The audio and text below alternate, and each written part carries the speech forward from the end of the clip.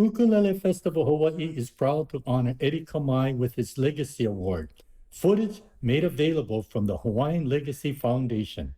Go to hawaiianlegacyfoundation.org and to eddiekamaesongbook.org for more information. In his early 20s, Eddie Kamae was known as an ukulele virtuoso.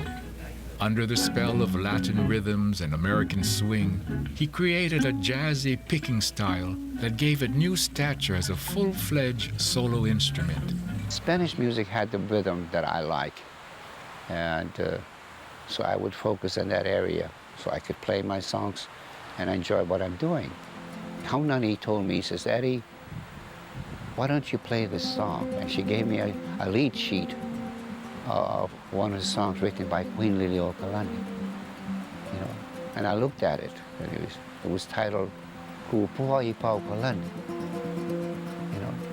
So I go home and rehearse it and play it by myself.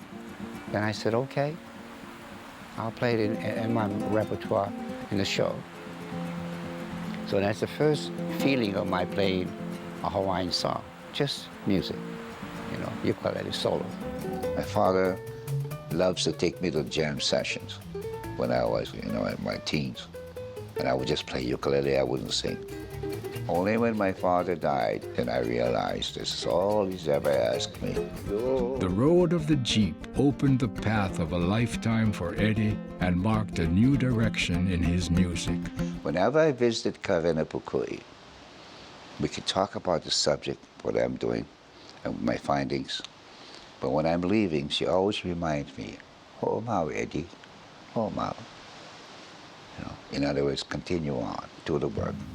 Pilahi Paki rose, unscheduled, to give her definition of aloha at a 1970 conference to discuss Hawaii's future. I'd like to know more about that. So we got together and we discussed the idea of doing a song of her thoughts about aloha, what aloha is all about, you know.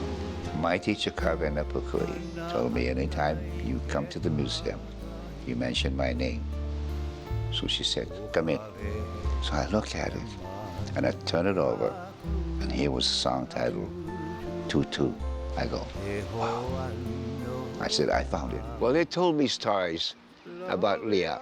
You know, everybody that I came to Waipio Valley, I came to Kukuhaere area. I went to see people in the vicinity, in the community, and they were all very generous of sharing stories about Leah. The children was important, he said. They need to carry on this work that we have to share with them. So he always told me that. Sing for the children. For me, anyway, I want to know something about my father and his lifestyle and where he comes from. That's what got me interested in going to the countryside and talking with the country folk. Pilahi told me, she says, where are you in this work you've been doing? And I says, well, I'm almost finished. And she told me, do it now, for there will be no more. And she started me on my course of doing films. And I'm so glad I'm doing all this work now. The Waipio community came to the first public screening of Li'a in the local social hall. Although the film was slated to premiere at the Hawaii International Film Festival, Eddie had wanted to make sure the people of Waipio saw it first. Pilahi passed away, Kawena Pukui passed away. I did the story of Sam Leah, who passed away. They were all my teachers. But what Pilahi told me was important, because any time after that wouldn't have been the same. I captured every moment of what life was all about in Hawaii. It's a gift of music. Music from composers way before us. The Queen, Leleohoku, the Prince, Kalakaua, Princess Likelike, all the way down. Sam Leah, Alfredo Loikea, Jacob Maka, Nape, you name them.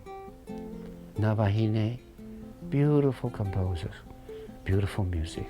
Nainoa, all their songs need to be sung. That's what my teacher told me Marikavena Pukui. Sing. All our music need to be sung. Sing it. Sing it. That's what we're doing today. We're singing all the songs of old Hawaii.